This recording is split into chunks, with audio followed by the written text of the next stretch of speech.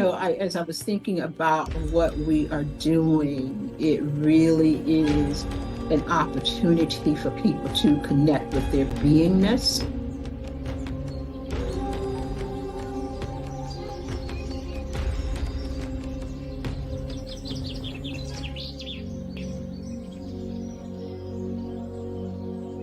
We are not conscious of the compartmentalization.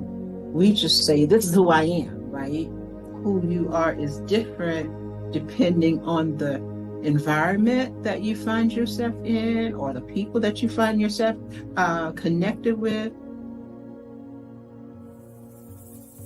So I hold myself out as an example. At 71 years old, it's been a long journey. It's been a long journey to self-acceptance. And I think it may be that way for many of us, that we look at the pieces of ourselves and decide, I can show that. No, I can't show that. Is there a danger? How deep is the danger if I show you all of me? Oh, I can show these people this part of me, and these people this part of me, and these people this part of me. And then the question is, how long before you get tired of just compartmentalizing your beingness?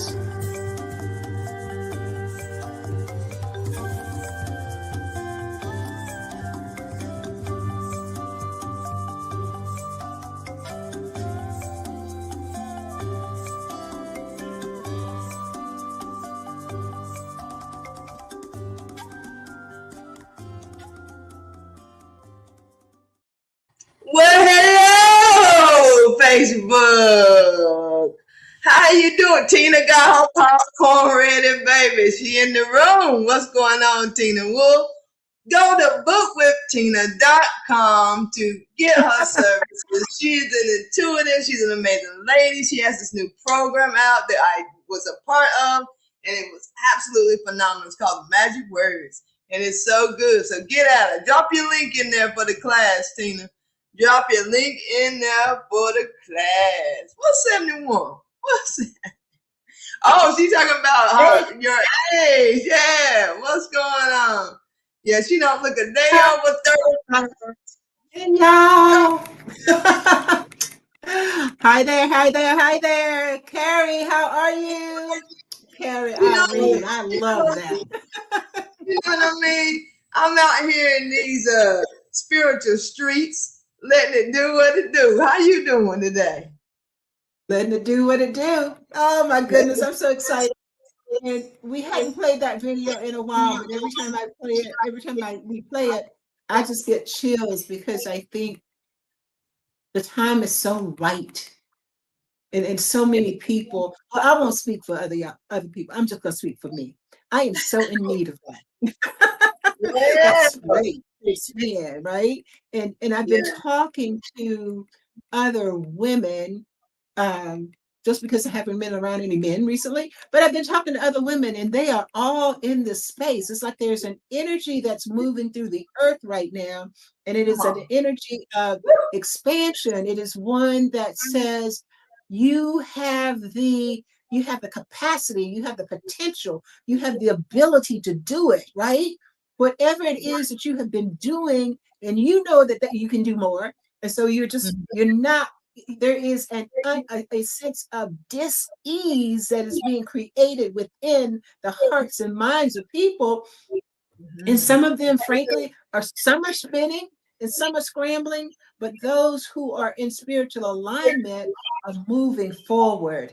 And the thing about it that's so interesting is all of them are saying, I don't know what the end's going to be, but I know I'm on the right track. And so I'm just going to keep going. I'm just surrendering. I'm just going to keep going. Yes. It is such a beautiful time to be alive. Yes. Yes. That's that knowing. That is that knowing. And we're going to be talking about that knowing today. And I like that you brought up that, like, that dis-ease, because any dis-ease you have, any disease you have, any disease is a symptom It's just a manifestation of a components that have been put together over time. And the only way to get back on track is to start making new things, creating new components, putting that together so that your new manifestation and your new tomorrows and all of your other todays will be what you want to see. So we're going to be talking about it today. So, Yep. I hope everybody's doing good. Let us know. We never ask where people are. Let's see where you at. Where you coming from? Oh, she said she's creating part 2 now. That was Monique in the house saying that she loved the class too. She was up in there too. She had 2 classes in one day, so she's doing great. So if you know anybody who want to see this, we're going to be talking about some good stuff. Tag them. Share this thing in groups. Yes, indeed. And let them know that we're in here. And we'll be talking about some good stuff. So today, we are going to be discussing a book. The name of it is The Power of Awareness by Neville Goddard. The Power of Awareness by Neville Goddard. So, what did you first think when I said that this was going to be our topic for today, Dr. Sue? Oh, I'm in that space now, I am in a space. Before I do that, let's acknowledge that I think Tina said she's from Oklahoma, Lawton, Oklahoma. Oklahoma, yes, indeed. And this is Monique. Monique from is Alabama. from Alabama.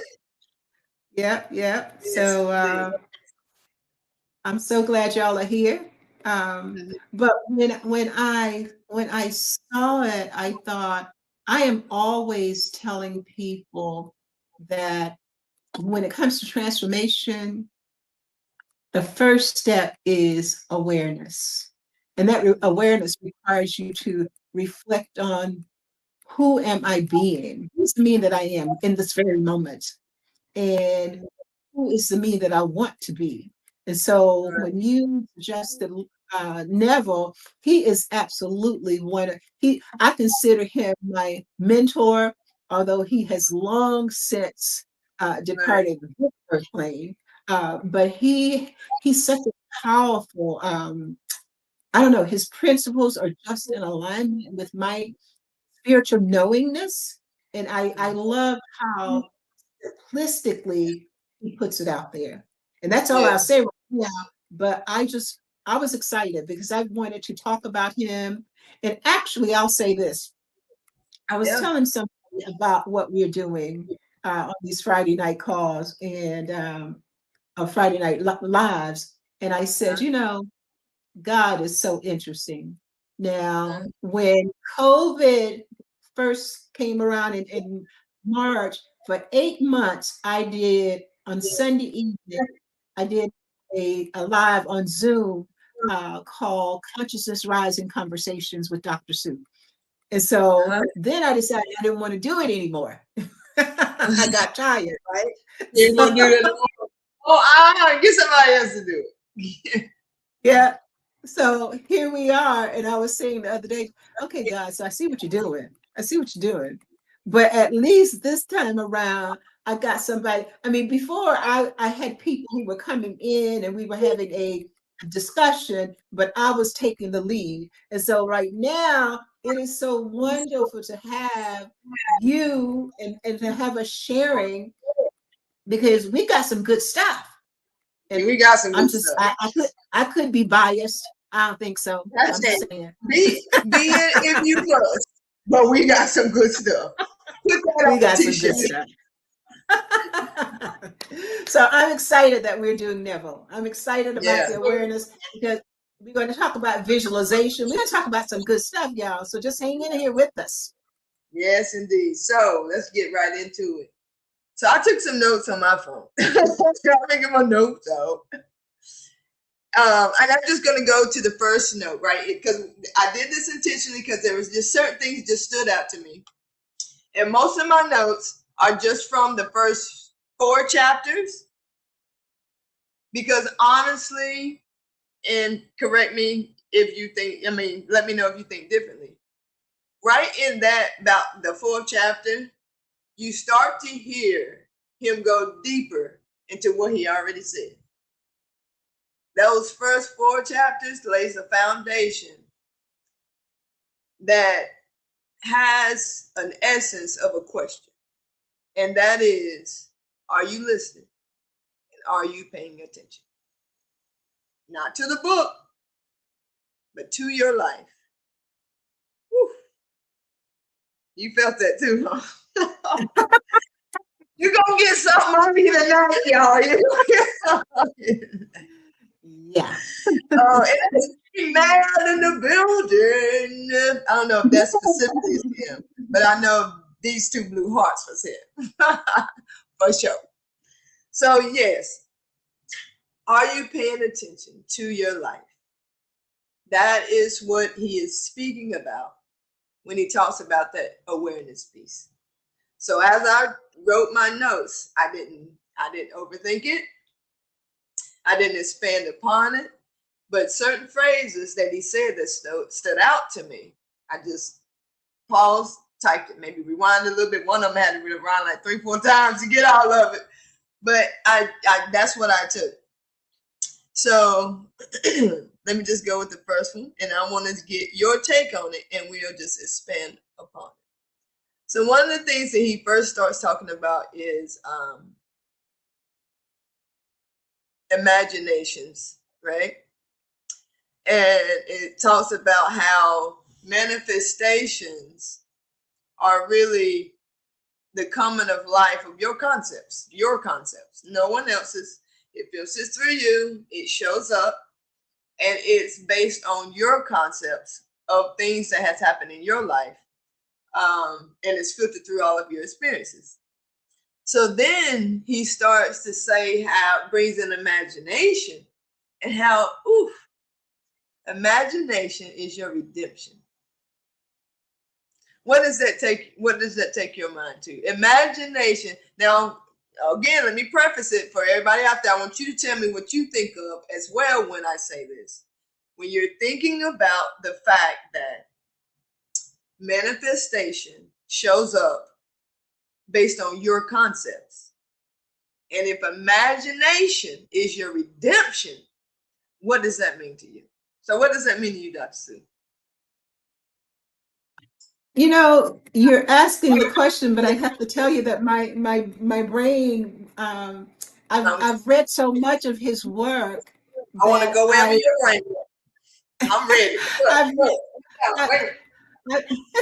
I've read so much of his work. Like I've read, there's a really thick book that somebody compiled called the essential teachings of Neville Goddard. So as I'm reading this, I'm also thinking about other things. And one of the things that stands out to me when he starts talking about imagination, in some places he said, well, number one, he says imagination is the creative force within you, right? But he also says in other works that imagination is God acting within you. Mm-hmm. So when you think of, if you step outside of your view of the physicality and you think in terms of the creator, and we know that source can create anything, which is obvious by the fact that he did. And so because of that, we have that, because we're created in the energetic image, then we have that same power, that same ability. So when I think about, I don't know, redemption, I think that in a way it's our saving grace, because it is God within us. It is the God within us. And unfortunately for most of us, we make that God too small. And we put limits on what, and I know I've been guilty of this, and I have to catch myself on a regular basis not doing this. And one of the things I have to it's easy for me. I won't talk about other people. It's easy for me to look at your life or your situation and share nuggets of wisdom. Come on. It's a little more difficult for me to look at myself and have that same knowing. So when I am not as much as I used to be, but I would have those moments of, is this real? Is this real? Because there's some of his works where he talks about imagination as being the I am within you. But that's just another word for God, right? So redemption, you have the power to create and the power to destroy. All of those thoughts went into. You can redeem yourself. You can redeem yourself. I said you can redeem your life. It's like you get to recreate it every day. Every day. And not read. Just create it. Yeah, just create it every day. Every single day. This guy named Tim, he posted on Facebook a couple weeks ago, 3 weeks ago maybe. And he said that he had just got his license to drive trucks. He had bought his own truck. He was getting ready to drive a truck. He said, some people say, Tim, like, why do you change your careers so often? He said, number one, as long as I'm making the amount of money I want to make to live the life that I want to live, it doesn't matter what I'm doing to get it. And two, I can do whatever I want to do. Like, that's saying, there are different ways to do anything. There's not one, there's nothing that you can do that there's only one way to do it. And so is life. So when we're talking about these concepts that we have, that is that ceiling that limits us. When we have these concepts of what is supposed to be and what is supposed to happen because of the path that we take, we limit ourselves to taking any path necessary to get what we want. There isn't one right way, and that's when the imagination comes into play. Because if you can, the next phrase that I wrote down, assume a higher concept of yourself, then you expand your imagination of the things that you can do. And as soon as your imagination is expanded, the road paves out.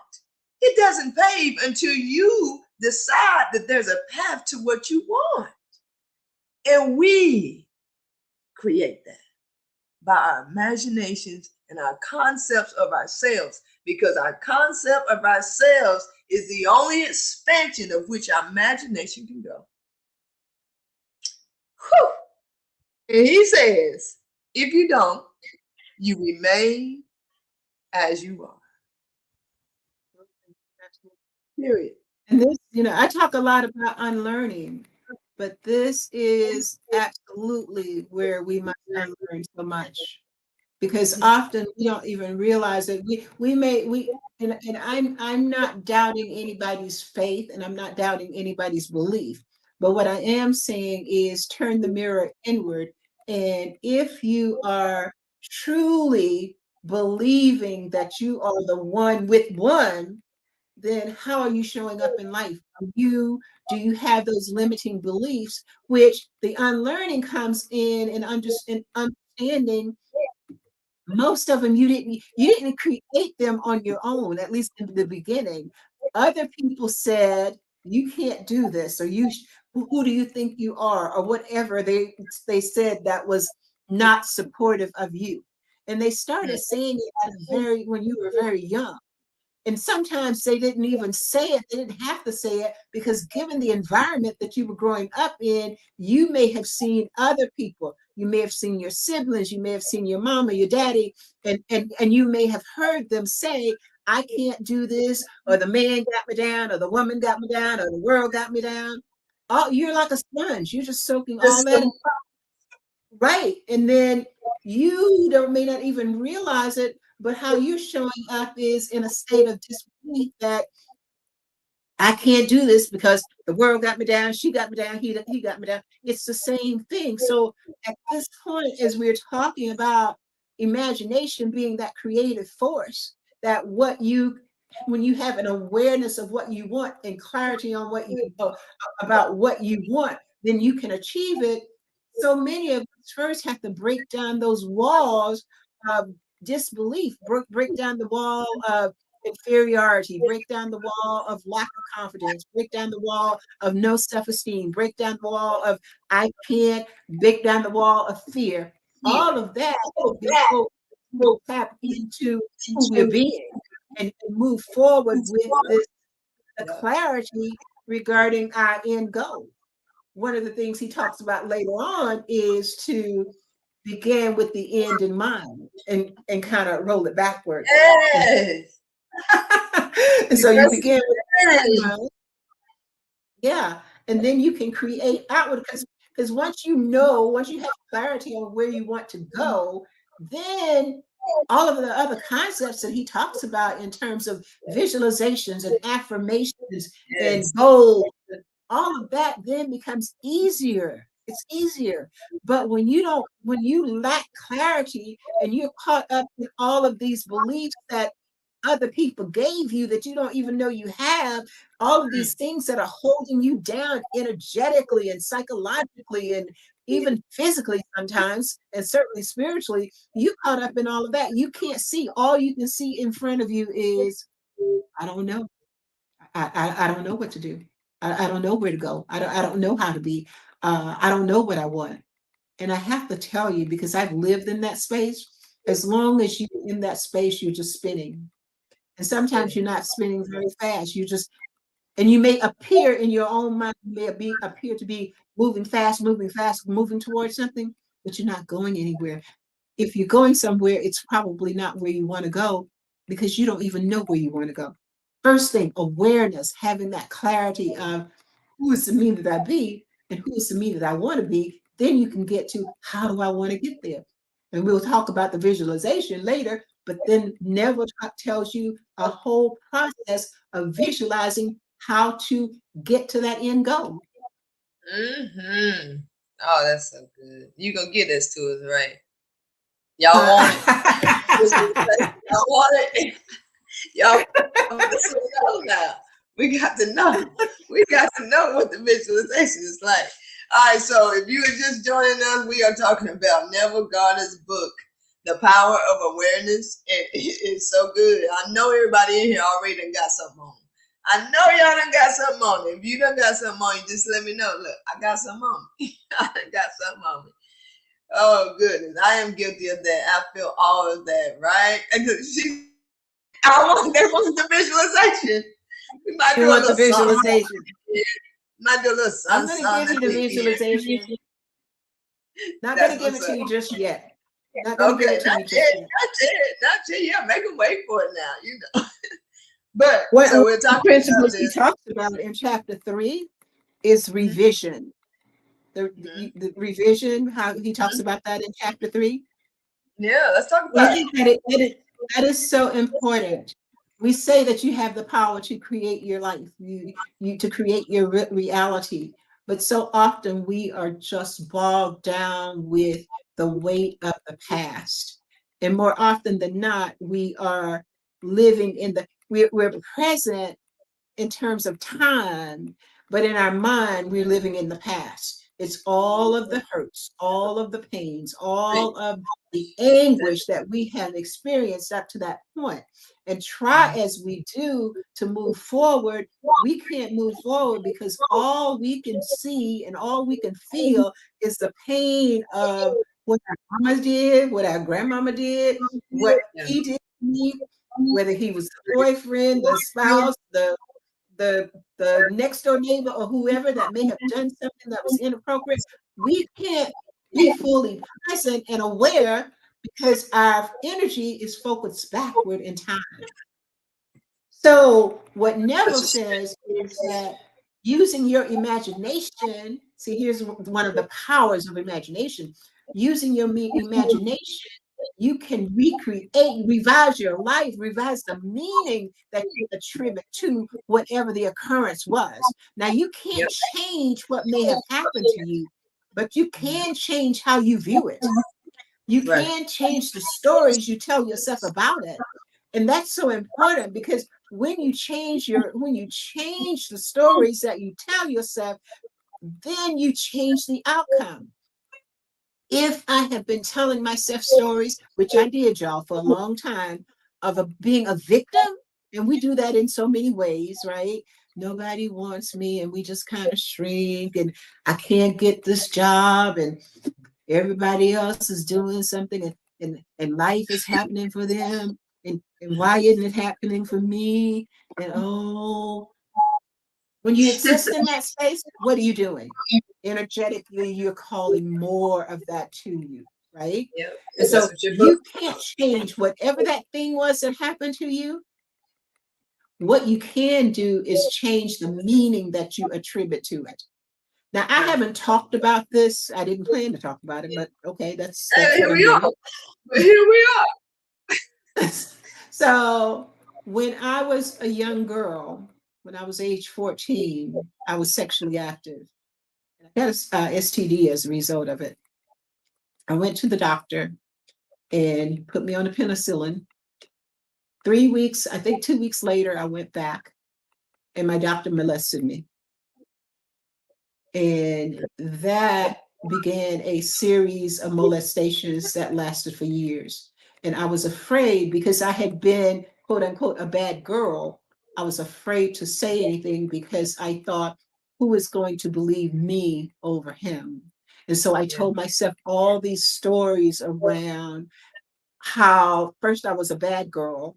And then ultimately I told myself the story that, because the mind needs something to make it make sense of what is going on. So then I told myself the story that he loves me. And then I told myself the story that it was okay, even though I didn't love him, it was okay because he was a good person. And so I just told myself more stories that so that I could accept what was happening to me. And years later, when I was finally able to leave town and break away from that, and honestly, he would call and I would still go, because that was the expectation. That was, by now I had convinced myself that it was okay. Right. The stories we tell ourselves are so powerful. The stories we tell, and the subconscious mind is powerful, because there's certain things that it will not let you deal with immediately because it knows it's too much.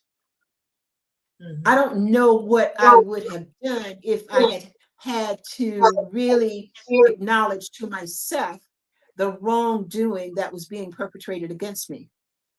I don't know.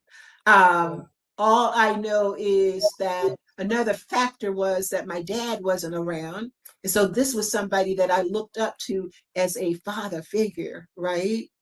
And so I didn't know how to, I was afraid to report him because I didn't think my mom would believe me, but I also didn't know how to say no, because this was somebody who was supposed to be protecting me.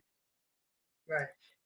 The stories we tell ourselves around the things that happen to us, I'm not saying that they don't have a good purpose, because they will walk you through the time that you need them, or they will support you in the time that you need them to support you. That is the subconscious mind. Its job is to protect you. But at some point, if you want to move forward, then the awareness has to be more present oriented, and you have to make a determination as to whether you want to continue on the path that you're on, or whether you want to do something different. There came a day that I didn't, it felt gross. It felt like this is absolutely wrong. And I pulled back, but then I had to deal with the guilt around my own complicity, right? Because I said to myself, you could have said no. Right. And so often as victims of abuse, we say we could have said no, right? When maybe we could have, maybe not. you can't make that decision about someone else if you're not in their shoes. But since it's me talking about me, my story is that I ultimately came to a point where it was like I snapped and I became so angry, because then it's like but I was an adult now. This started when I was 14. And so all of the anger came and the hatred came up, and a part of me came out that was just not a pretty part of me, right? Because every time I thought about it, part of me would cry, how could you do this? How could you do this? And another part would say, I hate you. I hate you. And then I also made the decision, I don't want to live in that space. I don't want to live in that space. I had to recreate, revise. I had to revise the meaning that I attributed to that. Did not take away the fact that he did illegal, and it was absolutely wrong. It took away the guilt that I felt because I was a child. I was a child. And I also said to myself, and I say now, which is why I'm sharing the story, I guess. Okay, God. But a part of learning to a part of revision is learning to accept yourself as you are, learning not to beat yourself up for what you may or may not have done, learning to love yourself for who you are, and just putting a new meaning on what happened in the past. And so the meaning that I take on, I don't change what happened, but I say, I have experienced almost everything that any woman has ever experienced.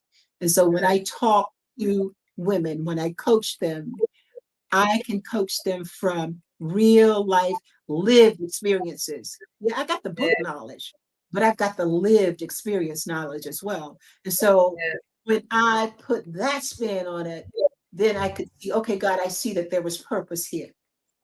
I see, even though there was pain, there was purpose. And in this season, that meaning at the time that I began to make that shift, doing the inner work, doing the healing, in this season, I see that I experienced this so that I could help others. Revision is powerful. That is powerful. And in talking about how you get to that point of knowing that a revision is what's needed in that time. It's like you said, you get to a point of almost like an explosion of any kind. Sometimes it's manic, sometimes it's depressive, sometimes it's eating, sometimes it's exercising. When I was in college, I was depressed and I was down to 127 pounds. I was over exercising though. I went to the gym every single day. I went to sometimes twice a day. That was my drug at that time. And it was because of, I was supposed to go to college to play ball. In my last game of my senior year, I hurt my back and lost all of my clearance house. So it's just like, what do you do with your life? I get it. It's just like, and we all experience these things in different ways, but it's just like, okay, I can work myself into the ground because the doctor said I can't meet the workout requirement because of my back, which further damages my back. Just because I had a concept of myself in my life that I'm going to do what people tell me that I don't want, shouldn't do, can't do, don't look like I can do, don't deserve to do. That's what I'm going to do. A rebellion going on there. Was there a little rebellion? And then I'm an Aries. Like, come on. But it was my concept that I created. Just like a lot of times when we're abused or we go through trauma, we create a concept of love. We create a concept of loyalty, of nobility even, or we associate the things that happen to us to negative experiences. So then when we experience those things like sex or like dating or like working out or like things like that, we have these memories that are attached. And what I noticed about that, when you were talking about, the doctor, we have to reverse engineer things of that nature too. And say, where I am now, and the ideals and concepts that I have is attached to this, and work your way back to what that is. And let the situation, let the words go so that you can have your focus back. And so now once you've taken those reins, don't cut them, because then you still got little feelers flapping in the wind. Take them completely off and back and attach it to something else. It's going to grow back. Our focus can never be cut off. We are always focused on something. So when we talk about cutting these ties, if you don't attach it to something else, if you don't refocus, revision, create a new concept for your life, that thing is willy-nilly and it's going to go back to what it's used to. That trauma, those memories, those days, that smell. I still have smells that I smell sometimes, and it takes me somewhere. What is that? What is that attached to? Take that rein and refocus yourself, reattach it to something. It could be something as simple as meditation in silence. The more simple, the better. Because then once you tame those reins in, and then it gets centrally focused, you leave a lot of space for God to truly do his work. That is what allowance is. It's saying, take me, I am the clay, mold me. Not let me mold something so that it works in life, so I don't have to think about him and build up these walls, so I don't think about her. Then I'm going to put a fence over here because I don't want to think about them. And then I'm going to, you got all this structure around you. In these boundaries and these things, when you can simply say, I'm going to be, and truly do Proverbs 3, 5, and 6. Trust in the Lord with all thine heart and lean not to your own understanding. In all thy ways acknowledge the divine. And then there's your path, being directed every day. It's easy as 1, 2, 3, easy peasy. Which takes me into this next one, and it says, subjecting to the will of God, we transform into that in which we rest in. And I forget the exact scriptures, like rest in the will of God. I forget exactly how it goes, but it talks about how, a lot of people say, I just want to run into the arms of the Father. I want to, lie in the fields, in the fields, like in Psalms. I forget what the green pastures. I want to lay in the green pastures. What do you think that is? Complete trust. Because I tell you right now, as beautiful as that sound, laying in green pastures, how many of you will go outside and lay in the grass with the ants and the bugs and the spiders? When I was young, I would, but I wouldn't do it now. Girl. It takes complete trust. It takes complete trust.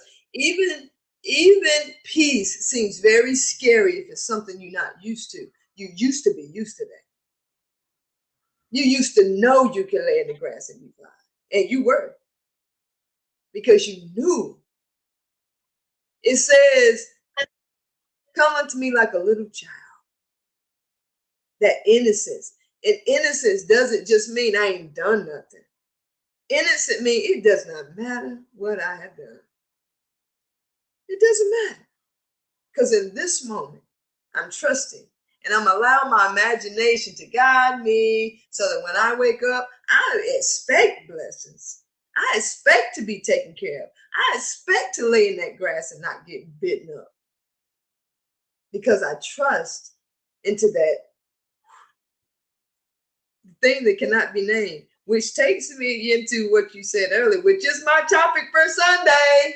I am that I am. What do you think of when you hear that phrase, I am that I am? Well, first of all, it takes me back to the movie, The 10 Commandments. And Okay. Just being real.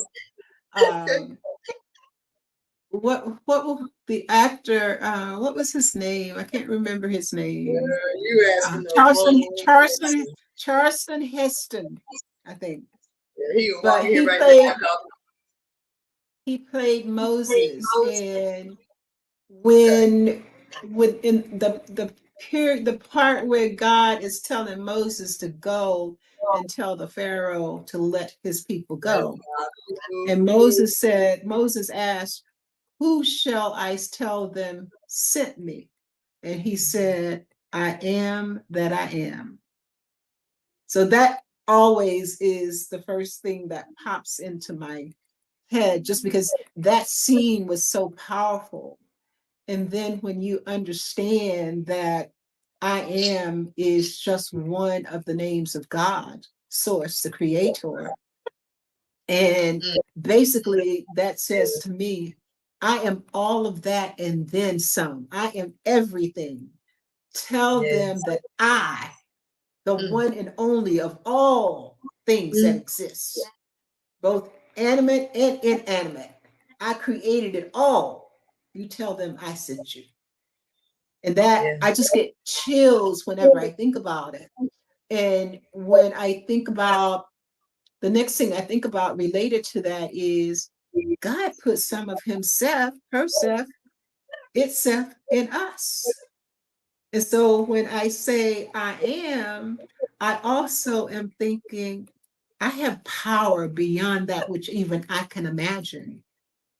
And the trust, the surrender to the process. Now, I always like to be transparent. I sometimes resist, not so much anymore, but still there's some, right? I sometimes I don't verbalize it, but I sometimes think God needs a little help. So You like helping God along a little bit.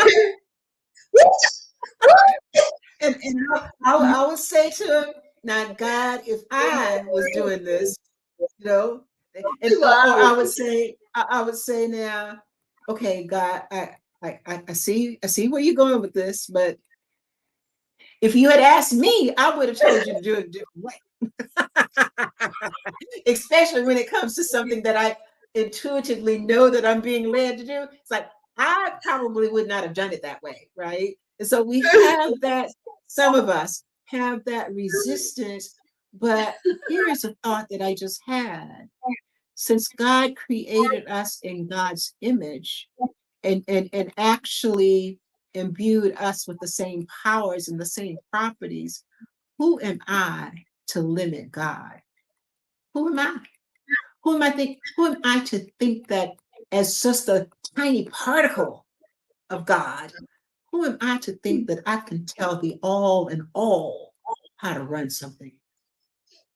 See, that is the arrogance of humans. That is the arrogance of Dr. Seuss, to think that I can tell God how to show up in my life and where to move me, how to carry me forward, what my purpose is, and all of that. And so I personally have had this relationship with God that hasn't always been trusting.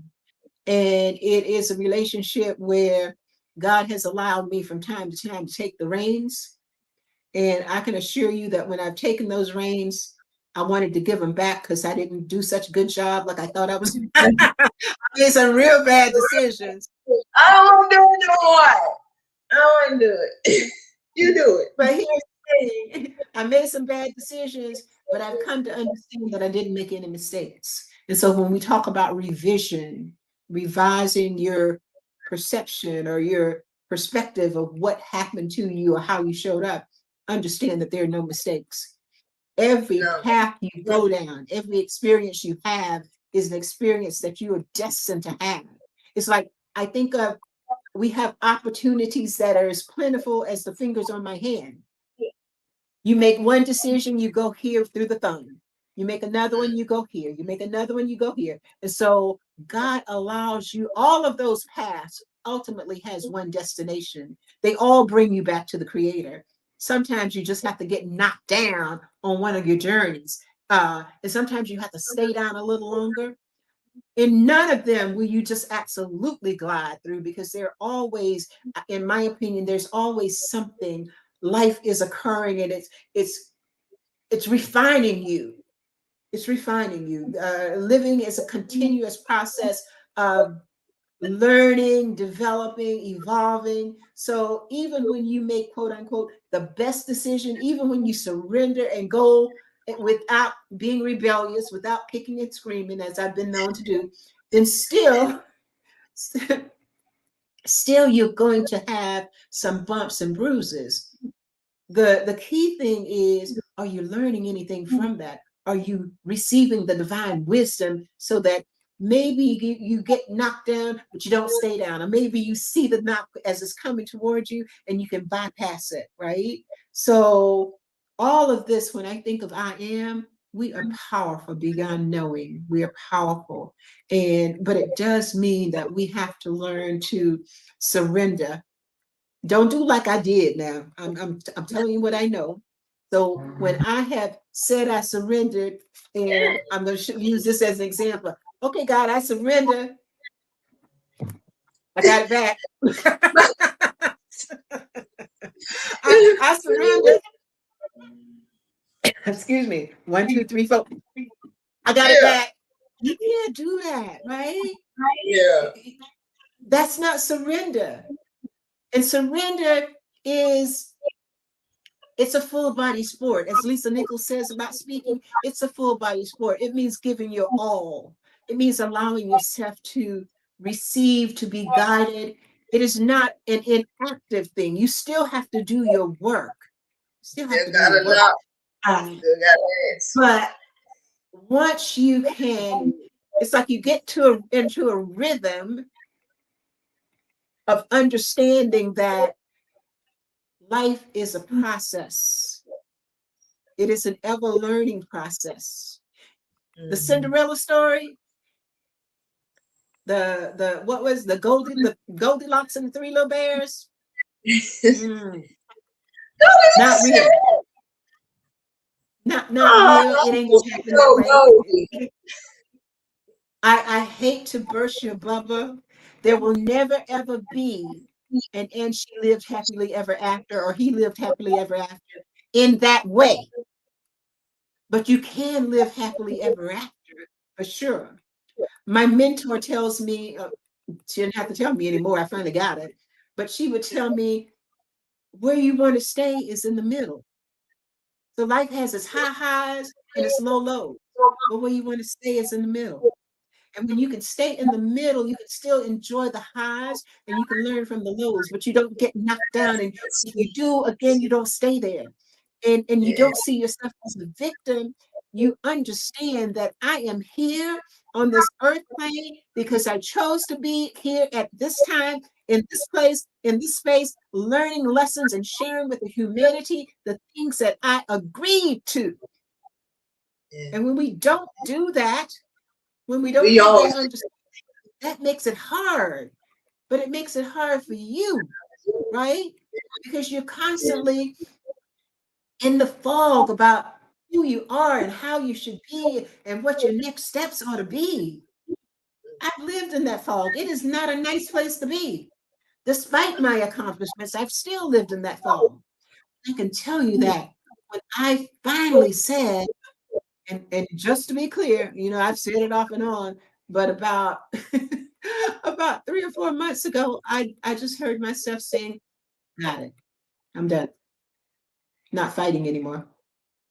Now, what I would hope for you all, listening audience, is I turned 72 2 weeks ago. Don't get to be 7. Don't wait to get to be 72 in order to understand what I'm trying to share with you right now. Because the sooner you get it, the sooner you can just stay in the middle. Just sail along. Just sail along. Go on. Fantastic voyage. I love Neville Goddard. I just love him. He's such a powerful philosopher, writer, new age teacher. And it doesn't matter what you subscribe to. It's just the matter of, it's just the nature of human existence. The nature of human existence is we came from somewhere. We are all going back there. In the time of which we have this human experience, we get to decide how we feel about it. It's the only thing we get to decide. We don't get to decide if someone's going to build something across the road, or if we get bombed. Or we didn't decide that if it was going to be a pandemic. Not here. But this is all a dream. This is all made up. And when I say that, most people are like, yeah, how can you say it's made up? People are dying. Do you not think that everything that was created wasn't created? That means made up. Everything is made up. And it only happened because of an idea. And once an idea takes root, it manifests. And the only way that it manifests is that someone gave enough attention to it in a span of time, to where they gathered all the components to make it come to life. But we think that the only components are the components that we can touch. But the only components that even matter are the ones that we think and feel. And when we take those two components together, it starts to create actions. When we create components of anxiety or this and that and the other, we create the action of going to the doctor. We create the action of taking medication. We create the action of crying. We create the action of not sleeping. When we focus on things that worry us, we create the action of ulcers and bleeding. When we get the idea that we want something to eat, we create the action of eating what that is. And what we eat creates the path to what our health is. Everything is made up. It's made up of our decisions. And our decisions is made up of our thoughts. And our thoughts are made up of our imagination and the concepts we have about our lives. Because how many people know somebody who 100 years old been smoking since they was 10 and they never got cancer?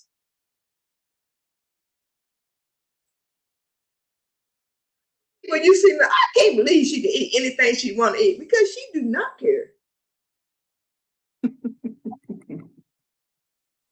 There are different concepts. You can literally change the structure of your DNA just by what you think. You can actually get abs. Hear me? They tested this. If you go through a simulation of visualizing that you're doing crunches, you will be sore the next day. They put a lot of Olympic medalists that has won medals through simulations of practice, and all they're doing is sitting in a chair with a virtual reality mask on, and they win gold medals because they're getting that extra practice in, because the real practice is inside. Because if it doesn't happen there, it can't happen out here. We're going to leave with this, one of the scriptures that he brought up in the thing, and then we're going to let Dr. Sue do a visualization. As he says, a double-minded man is unstable in all of his ways. That's scripture. Ooh. And if you're saying one thing, but you feeling and thinking something else, baby, they ain't gonna match up. They're not gonna match up. You can pray all you want to pray. You can manifest all you want to manifest. You can meditate from the time the sun comes up to the time it goes down. And if you get up from that meditation where you sat down, it ain't gonna amount to a hill of beans. So on that note, let's talk about visualization and changing your imagination. Dr. Sue, the floor is yours. I got to put my glasses on because I actually had wrote it out. And so the first thing with Neville's, with the visualization, is that you have to have clarity on what you want. And in order to facilitate you getting clarity, he says, put yourself in a place where it's quiet and where you can begin to relax. And one of the ways I like to do that is just to focus on your breathing. The reality is that you can't focus, you can't have your mind isn't going to occupy two thoughts at the same time. And so often people will say, well, I can't meditate, or I can't be quiet. What you do is just do what I call a box breathing, where you breathe in for a count of 4, hold it for a count of 4, breathe out for a count of 4, hold it for a count of 4. And so whatever you need to do to get relaxed, then that's the first thing you do. Once you're in this position of relaxation, then you want to be very clear about your intentions. What is it that you want? Be very, very specific about what you want. He says it's important to be very specific in your desires. And you need to do that in order to be clear with regard to what you're actually visualizing. So once you have the clarity on that, this is when you engage your imagination to create as vivid and in an image as you can, right? And so if you want to, for instance, if you want to become a speaker, a public speaker, say you want to speak before, let's say, the United Nations, right? Go find some video on what the United Nations look like, so that you will have a picture in your mind, and then imagine yourself sitting in one of those seats or standing in front of that group. Or if you want to speak on a stage, what is the stage that you want to speak on? Who do you want to speak to? Who is the group? Who's in the audience, right? And what, even to the point of seeing yourself, if you have to drive there, how are you dressed? What are you wearing? What car are you driving? Are you being driven there? And what is it like when you get there? What is it? Now, another thing that as you're doing this with the imagery, you also want to embody the energy, the excitement. If you're going to be excited about something, then as you are getting dressed, get that excitement. As you're in your car, see yourself waving, doing what you need to do as you're rolling on. If there are going to be a lot of people there, then just, if you want to do that queenly wave as you're coming in, just see yourself kind of waving in and floating in. See yourself actually on the stage giving your speech. See the people applauding. See it all and feel it all. Now, one of the things I want to remind you is, if you're doing something like that, your conscious mind be saying, "Oh, but I'm afraid, right? I'm scared. Maybe I've never done this before." Remember that excitement and fear feels exactly the same in your body. So here is a revisionist technique. Rather than thinking that you're going to be afraid, think that you're going to be excited and feel that excitement. If it is a place where, let's say you want to own your own restaurant, right? Then see yourself in there. Whether, if you're the chef, see yourself in the chef's uniform, see yourself in the kitchen, see yourself cooking, see yourself smelling the smells and the ambiance of the environment. I think you got the picture, so I'm going to move on from that. And the thing is that you do it. It's not that you don't say this is what's going to happen in the future. See yourself right now, present oriented, feeling what I feel because I'm doing this thing that I want to do. And then after that, you just want to keep repeating it. Now, what Neville says, and what I believe too, is that at night, before you go to sleep, you go through the visualization in detail, feeling everything, seeing every detail, feeling all of the energy related and the excitement related to it. And that's what you take into your sleep with you, because the subconscious mind is working on that while you are asleep. The next thing is just to repeat it every day. And so I'd say, as it pertains to the visualization, if doing it at night is good because your subconscious mind is working on it, also, if you can, take some time and do it in the morning when you get up, because it also will set the tone for the day. if you know that you have a plan, if you know that you're going somewhere, if you know that your future is right now and you are living it, you will dress differently. You will have a different energy. You will move differently. Everything that you do will be different. I just need you to try it and see how you feel, because the manifestation happens. It's like it's nothing is just going to come to you if you don't do the work. This visualization is a part of the work, but it also is a part of you creating the energetic vibration that you need to create in order to begin to attract this thing, whatever it is, to you. Mm. So we want to hear about your visualization. When y'all try this, please come back to this post or inbox me, whatever you want to do. Let us know. Let Dr. Sue know. Let me know. Let us know how it worked for you, what you felt. Let us list off all those good things. You know, we talk a lot about things that we know we just need to. But let's talk about the good things. Let's talk about what we want. Let's normalize visualizing the things that we want. Let's normalize that.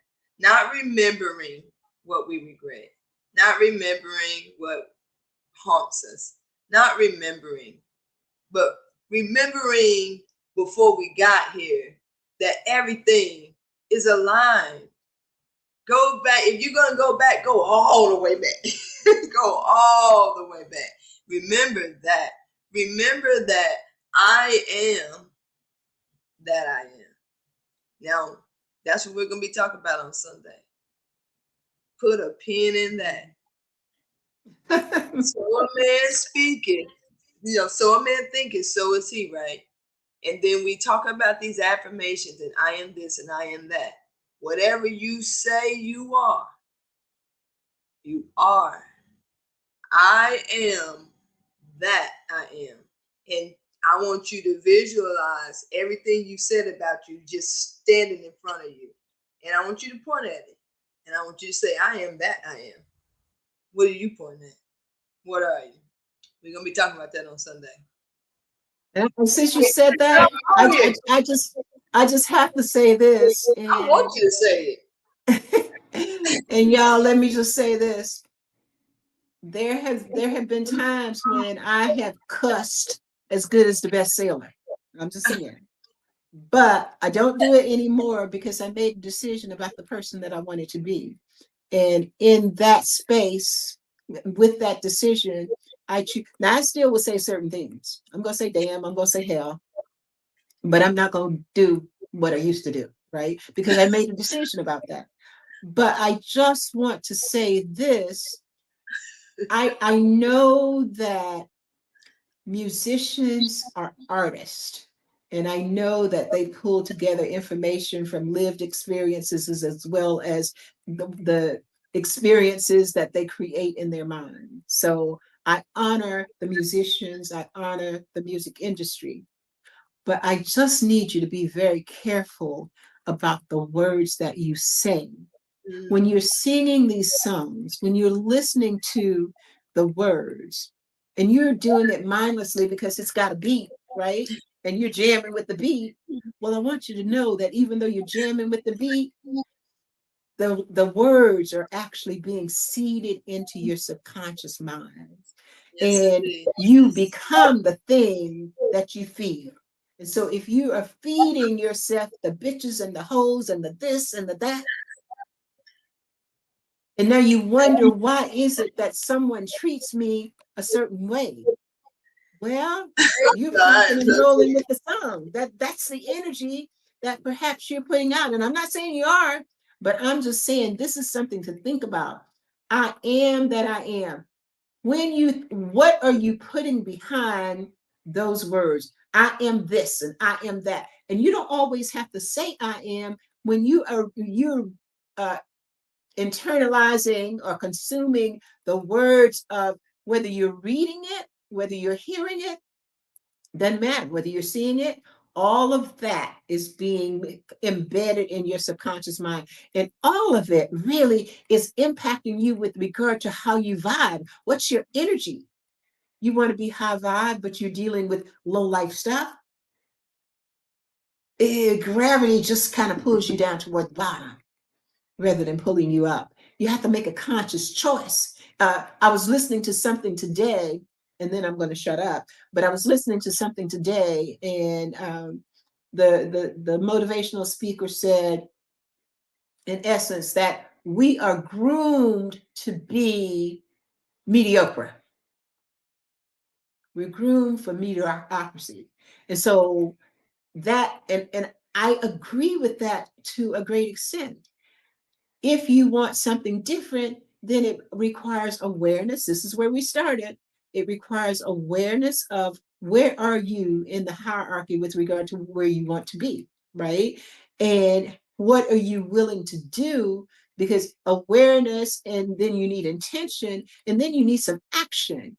And you have to understand that when you're changing, the people around you, if they're not changing with you, if they're not going down the same path, then they will hold you back. Not because, oftentimes it's not because they don't like you, but you're leaving them behind, or you're showing them up and they feel some kind of way because you're doing something that they're not. And so you have to be aware of that too. Are you going to let somebody else's energy hold you down? I am that I am. That's what I like about the 10 Commandments and Neville Goddard. Yes. I got something on me. That's all that matters. I am only responsible for getting something on me, and I got something on me tonight. And it feels good on me. They said, thank you so much, Dr. Sue. They're loving on you, girl. They're loving on you, girl. Yes. And y'all let us know how that visualization works for you for real. We want to know. We really want to know, because, everything doesn't work for everybody. But we got a lot of stuff in our bag, and we coming with something else next week. It's your turn to choose this next week. Hey. No, it's not, because I chose the first 3, so you got 2 more. Okay, y'all, I want y'all to go over that and look at the first 3, and you don't tell me if Dr. Sue chose all 3 of the first 3. I chose the first one. Now, you chose the 2 after that, but I chose the first one. So, honestly, I think that there's some more that we can talk about with Neville, if you want to stay there for next week, because we really were just, I was kind of all over the board, but we were really just focusing on the first 3 chapters. Yeah. So, well, how about this? Next week, we'll do 4 through 6, 4, 5, and 6. Deeper. Okay. And I tell y'all, come back next week with the foundation of what you felt this week. Not what we said, what you felt. Where did it take you to? What situations came up for you? How did it resonate with you? Tomorrow, if you get up and think about it again, what happened right before you thought about it? This is for you. We're just sharing where we got ours from and hoping it'll help you get you from it too. So let us know, and meet us back here same time next week, same day, Friday, 8 p.m. Central, 9 p.m. Eastern, and 6 p.m. Pacific. We'll see you next week, 4 through 6. Bye, y'all. Bye. I'm gonna play a little video because I like it.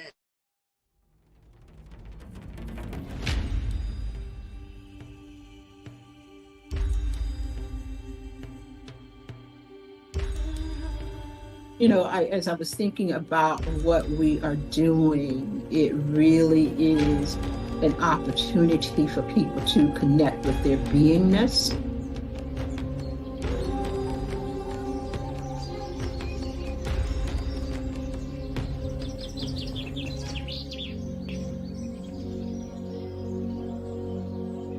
We are not conscious of the compartmentalization. We just say, this is who I am, right? Who you are is different depending on the environment that you find yourself in, or the people that you find yourself connected with. So I hold myself out as an example. At 71 years old, it's been a long journey. It's been a long journey to self-acceptance. And I think it may be that way for many of us, that we look at the pieces of ourselves and decide, I can show that, no, I can't show that. Is there a danger? How deep is the danger if I show you all of me? Oh, I can show these people this part of me, and these people this part of me, and these people this part of me. And then the question is, how long before you get tired of just compartmentalizing your beingness